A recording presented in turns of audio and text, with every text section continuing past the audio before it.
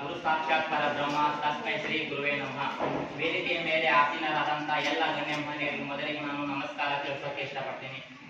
ಮೋದಿಜಿಯವರ 75ನೇ ಹುಟ್ಟುಹಬ್ಬದ ದಿನವಾಗಿ ನಾನು ಮಾತನಾಡಲು ತುಂಬಾ ಹೆಮ್ಮೆ ಪಡ್ತೀನಿ. ಯಾಕಂದ್ರೆ ಮೋದಿಜಿಯವರ ಸಾಧನೆ ಅಂತಹದ್ದು, ಅಸಾಮಾನ್ಯವಾದ ಸಾಧನೆ ಮೋದಿಜಿಯವರು. ಯಾಕಂದ್ರೆ ಮೋದಿಜಿಯವರ ಕುಟುಂಬದಲ್ಲಿ ಯಾರು ಕೂಡ ರಾಜಕೀಯದ ನಟನ್ನು ಹೊಂದಿರಲಿಲ್ಲ. ಮೋದಿಜಿಯವರ ಕುಟುಂಬದಲ್ಲಿ ಯಾರು ಕೂಡ ಅತ್ಯಂತ ಆಗರ್ಭ ಶ್ರೀಮಂತರಾಗಿರಲಿಲ್ಲ. ಮೋದಿಯವರ ಕುಟುಂಬದಲ್ಲಿ ಯಾರು ಕೂಡ ಸೆಲೆಬ್ರಿಟೀಸ್ಗಳಾಗಿರಲಿಲ್ಲ, ಯಾರು ಕೂಡ ಬಿಸಿನೆಸ್ ಮ್ಯಾನ್ಗಳಾಗಿರಲಿಲ್ಲ. ಮೋದಿಜಿಯವರ ಕುಟುಂಬ ಅತ್ಯಂತ ಬಡತನದಿಂದ ಬಂದಂತಹ ಕುಟುಂಬವಾಗಿತ್ತು. ಮೋದಿಜಿಯವರು ಯಾವುದೇ ರಾಜಕೀಯ ಹಿನ್ನೆಲೆ ಇಲ್ಲದೆ, ಯಾವುದೇ ಆಗರ್ಭ ಶ್ರೀಮಂತಿಕೆ ಹಿನ್ನೆಲೆ ಇಲ್ಲದೆ ದೇಶದಲ್ಲಿ ಮೂರು ಬಾರಿಯಾಗಿ ಪ್ರಧಾನಮಂತ್ರಿ ಆಗುವುದು ಅತ್ಯಂತ ಸಾಮಾನ್ಯವಾದ ಸಂಗತಿ ಅಲ್ಲವೇ ಅಲ್ಲ. ಮೋದಿಜಿಯವರು ಹುಟ್ಟಿದ್ದು 1950 ಸೆಪ್ಟೆಂಬರ್ 17ರಂದು ಗುಜರಾತ್ ಜಿಲ್ಲೆಯ ವಡ್ನಗರ ಎಂಬಲ್ಲಿ. ಇವರ ತಂದೆ ದಾಮೋದರ್ ದಾಸ್ ಮೋದಿ ಮತ್ತು ತಾಯಿ ಹಿರಾಬಿ ಮೋದಿ. ಇವರ ತಂದೆ ತಾಯಿಗೆ ಒಟ್ಟು 6 ಜನ ಮಕ್ಕಳು. ಇವರು ಮೋದಿಜಿಯವರು 3ನೇ ಮಗನಾಗಿ ಜನಿಸುತ್ತಾರೆ.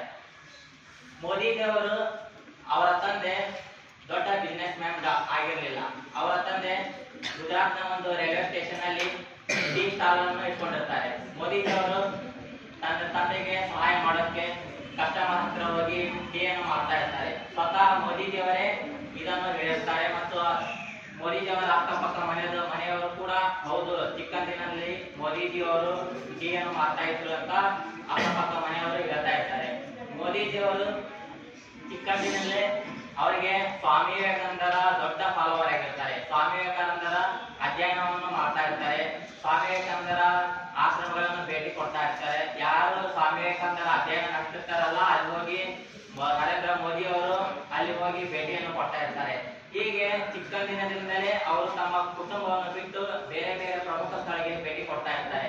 ನರೇಂದ್ರ ಮೋದಿ ಅವರ ಅಂತಂದರು 6 ಜನ ಮಕ್ಕಳಿದ್ದರಿಂದ ಅವರು ತಮ್ಮ ಕುಟುಂಬದಲ್ಲಿ ದುಡಿಬೇಕು, ತಮ್ಮ ಕುಟುಂಬಕ್ಕೋಸ್ಕರ ದುಡಿಬೇಕು ಎಂಬುವ ಯಾವುದೇ ಅನಿವಾರ್ಯತೆ ಮೋದಿಜಿಯವರಿಗೆ ಇರುವುದಿಲ್ಲ. ಹಾಗಾಗಿ ಮೋದಿಜಿಯವರ ಕುಟುಂಬದಲ್ಲಿ ಕೂಡ ಇವರಿಗೆ ಸಪೋರ್ಟ್ ಮಾಡ್ತಾ ಹೋಗ್ತಾರೆ, ಬೆಂಬಲವನ್ನು ಕೊಡ್ತಾ ಹೋಗ್ತಾರೆ.